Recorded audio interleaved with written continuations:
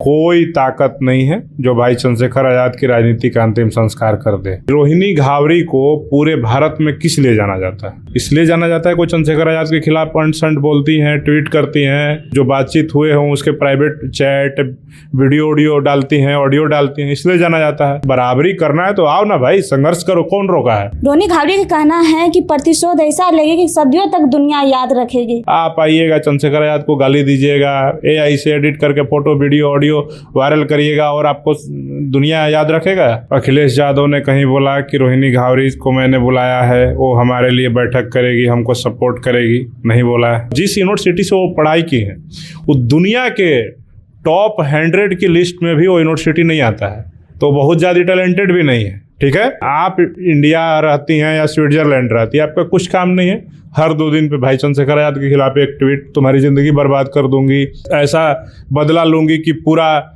समाज याद रखेगा, पूरा देश याद रखेगा कि सम्मान के साथ क्या होता है। रोहिणी घावरी इन दिनों काफी सुर्खियों में है। वो कह रही है कि वो सपा से मिल गई है और वो क्या कुछ लिखती है ट्वीट के माध्यम से, हम आपको वो बताते हैं। चलो बुलावा आया है, उत्तर प्रदेश से बड़े भैया ने बुलाया है, अगले महीने से शुरू होगी 200 बैठक, आप सब तैयार हो जाए, नई ऊर्जा के साथ आपकी बहन आपके साथ होगी। इस तरह के रोहिणी घावरी का ट्वीट आता है। मेरे साथ बातचीत करने के लिए भीम आर्मी के प्रदेश अध्यक्ष अमर ज्योति जी इनसे बातचीत करेंगे। कैसे देख रहे हैं, सपा से मिले हुए हैं, रोहिणी घावरी जनसभा संबोधित करेगी, 200 बैठक। देखिए, उनका जो ट्वीट है, इस ट्वीट पे तो मुझे देख करके हंसी आता है, क्योंकि जो ये कहती हैं, जो लिखती हैं, उसमें कितनी सत्यता होती है अब इनको ही खुद पता होगा, पहली बात।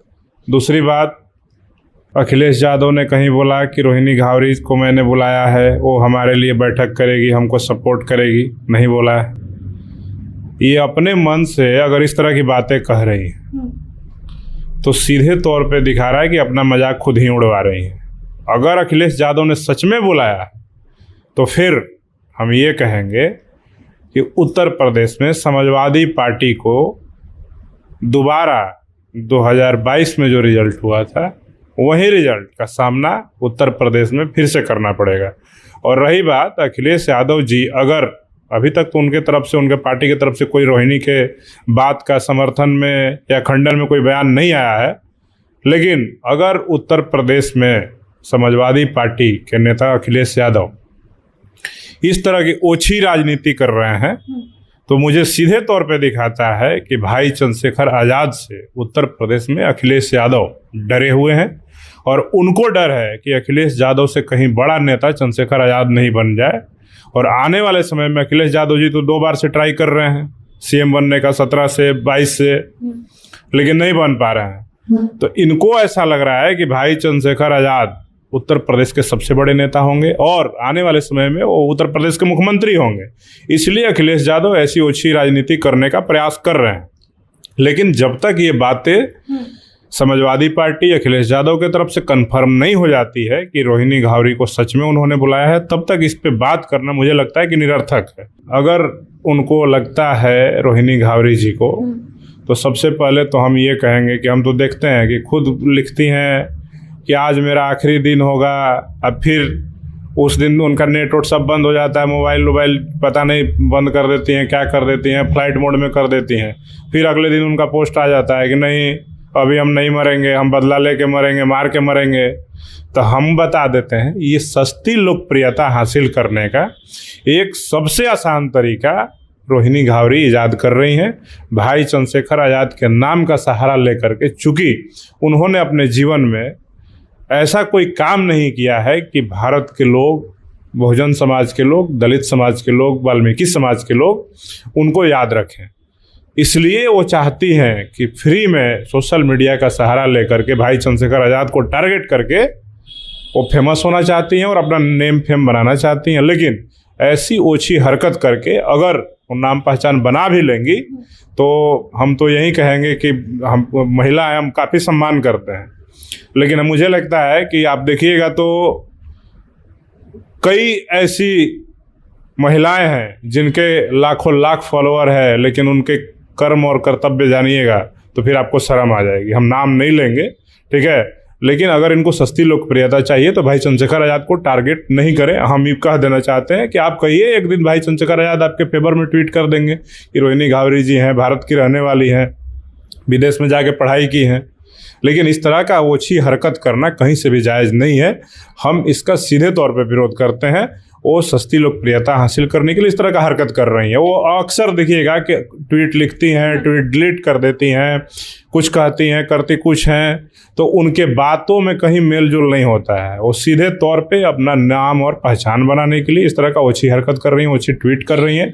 बाकी उसका कोई सच्चाई से लेना देना नहीं है। हम तो पूछना चाहते हैं कि रोहिणी घावरी जी, आपको भारत सरकार ने लोन दिया, स्कॉलरशिप दिया कि आप विदेश में जाएं, MBA की पढ़ाई करें और आप अपना नाम पहचान बनाए, देश का नाम पहचान बनाए, परिवार का, समाज का, अपने राज्य का नाम पहचान बनाए। लेकिन हम आपसे पूछना चाहते हैं, आप पत्रकार हैं, आप भी महिला हैं, कि रोहिणी घावरी को पूरे भारत में किस लिए जाना जाता है? इसलिए जाना जाता है कोई चंद्रशेखर आज़ाद के खिलाफ अंट संट बोलती हैं, ट्वीट करती हैं, उनके जो बातचीत हुए हों उसके प्राइवेट चैट, वीडियो डालती हैं, ऑडियो डालती हैं, इसलिए जाना जाता है। न कि उन्होंने देश का नाम जा करके विदेश में रोशन किया है। और जिस यूनिवर्सिटी से वो पढ़ाई की है वो दुनिया के टॉप 100 की लिस्ट में भी वो यूनिवर्सिटी नहीं आता है, तो बहुत ज़्यादा टैलेंटेड भी नहीं है। ठीक है, आप दुनिया के टॉप 100 यूनिवर्सिटी की जब लिस्ट सर्च करेंगे तो उसमें देखिएगा रोहिणी घावरी जहाँ से पढ़ाई करके MBA की हैं उनका टॉप 100 यूनिवर्सिटी में भी नहीं है। अगर हमको मौका मिले कि हम भारत छोड़ करके विदेश में जा करके पढ़ाई करें तो हम जाकर लंदन स्कूल ऑफ इकोनॉमिक्स में पढ़ेंगे, हार्वर्ड में पढ़ेंगे, कैम्ब्रिज में पढ़ेंगे, और भी जो तमाम टॉप यूनिवर्सिटीज़ हैं दुनिया भर के, वहाँ जाके पढ़ाई करेंगे। लेकिन ये भारत सरकार के स्कॉलरशिप लेकर के ये जा करके विदेश में पढ़ाई करने के लिए इनको भेजा गया, इनके माँ बाप के द्वारा, सरकार के द्वारा। लेकिन वहाँ पे ये जाकर क्या कर रही हैं? रेलबाजी कर रही हैं, नेम फेम के लिए देश के सबसे बड़े बहुजनों के जो अभी वर्तमान में नेता हैं, जो देश के बहुजनों की लड़ाई लड़ते हैं, दलितों की, पिछड़ों की, आदिवासियों की, मुसलमानों की, जैनों की, सिखों की, बौद्धों की, महिलाओं की, उनके ऊपर ये सीधे आरोप लगा करके, चूंकि आप सबको पता है कि अभी के दौर में जिसको भी थोड़ा हाईलाइट होना होता है, जिसको कोई नहीं जानता है, ऐसे स्वर्ण समुदाय के भी कई संगठन और कई लोग हैं जो भाई चंद्रशेखर आज़ाद को टारगेट करते हैं, उनके खिलाफ अनाप शनाप बोलते हैं और अपने आप को पहचान बनाते हैं। चूँकि देश में 35 करोड़ से ज़्यादा आबादी अनुसूचित जाति की है और इनको लगता है कि अगर चंद्रशेखर आज़ाद अनुसूचित जाति समाज से आता है और बहुजन समाज का नेता है तो उसको अगर हम टारगेट करेंगे तो कम से कम उसके समर्थक तो हमको जान ही जाएंगे। इसलिए भाई चंद्रशेखर आज़ाद को टारगेट करने का काम रोहिणी घावरी और तमाम जो इसके पूर्व में भी जो लोग धमकी देते हैं, उनके खिलाफ गाली गलौज करते हैं, वो सारे लोग सस्ती लोकप्रियता के लिए भाई चंद्रशेखर आज़ाद को गाली देते हैं। क्या चंद्रशेखर आज़ाद को नारी के सम्मान के साथ खेलना चाहिए? देखिए, ये मामला कोर्ट का विषय है और कोर्ट ने तय कर दिया है कि चंद्रशेखर आज़ाद ने रोहिणी घावरी जी के मान सम्मान के साथ कोई खिलवाड़ नहीं किया है। ठीक है, लेकिन जिस तरह का उनका ट्वीट आ रहा है कि मेरे मान सम्मान के साथ खेला गया है। देखिए, भारत में न्यायालय से बढ़ के तो कुछ नहीं है, भारत में संविधान से बढ़ के तो कुछ नहीं है। और रोहिणी घावरी जी को अगर कुछ ऐसा लगता है कि उनके साथ भाई चंद्रशेखर आज़ाद जी ने कुछ गलत किया है तो न्यायालय का सहारा ले। अगर वहाँ उनका दिल्ली के कोर्ट से मामला खारिज हो गया, वो सर्वोच्च न्यायालय में जाए, सुप्रीम कोर्ट में जाए। और चंद्रशेखर आज़ाद सुप्रीम कोर्ट के जजों से इनका रिश्तेदारी थोड़ी है। आप जाइए न्यायालय में आप चंद्रशेखर आज़ाद को गिल्टी प्रूफ कर दीजिए, हम लोग चुप हो जाएंगे।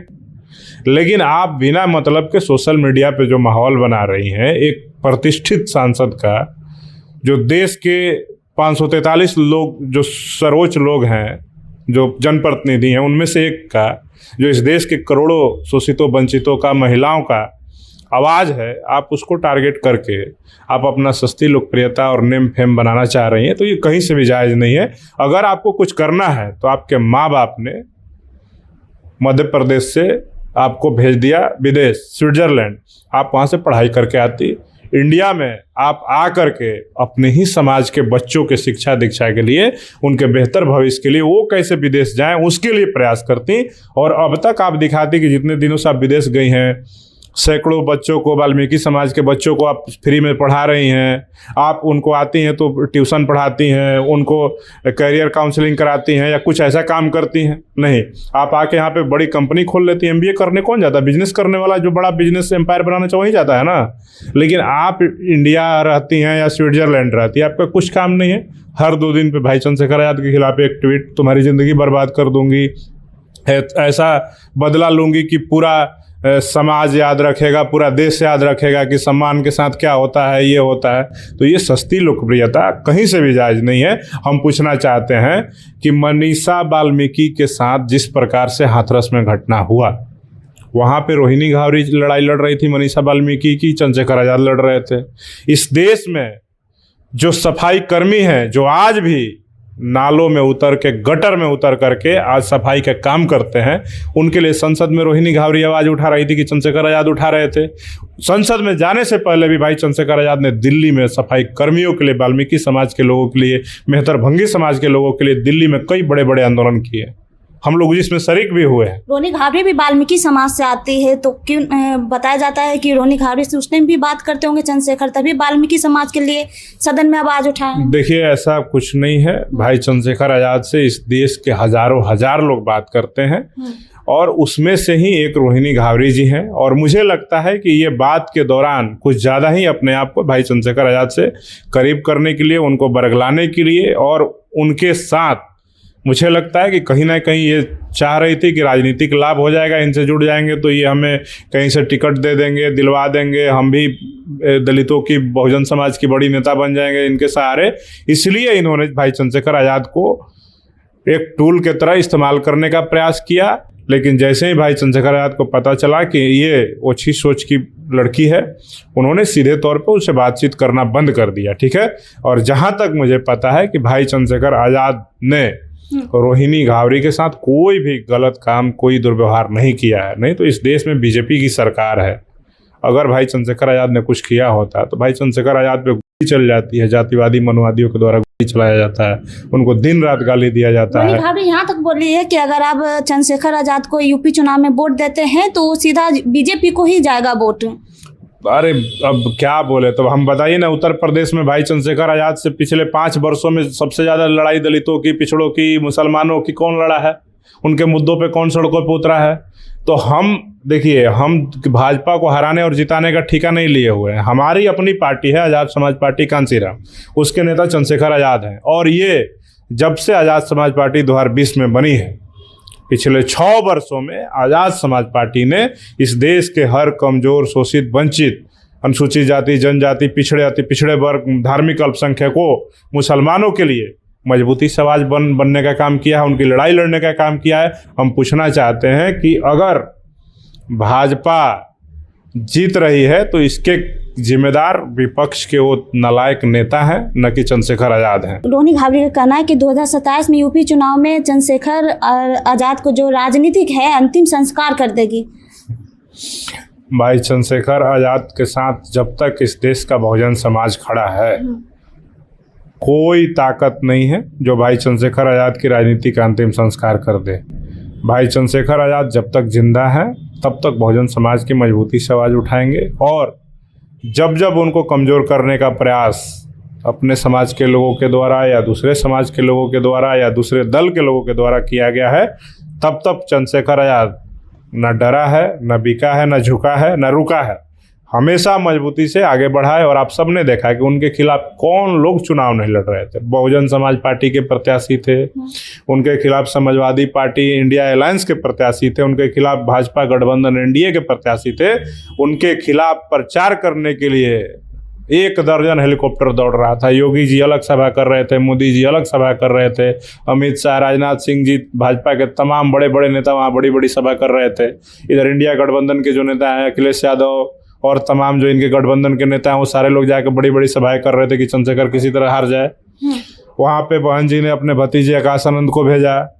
क्या हुआ?